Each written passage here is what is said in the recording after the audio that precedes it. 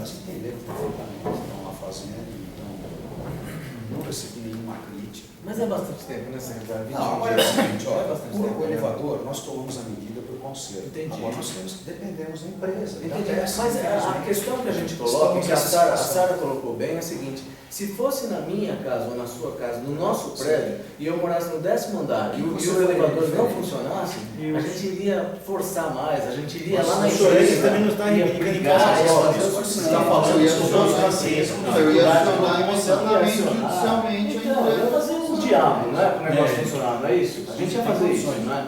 Então, só que às vezes a gente percebe que o que é público não é tratado com esse cuidado.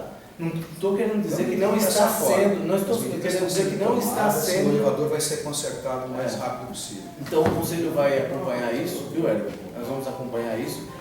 Já existem algumas medidas aqui e nós vamos manter contato aqui com o secretário para saber o que vai acontecer daqui para frente. Tá bem? Muito obrigado. Por falar, o secretário citou aí o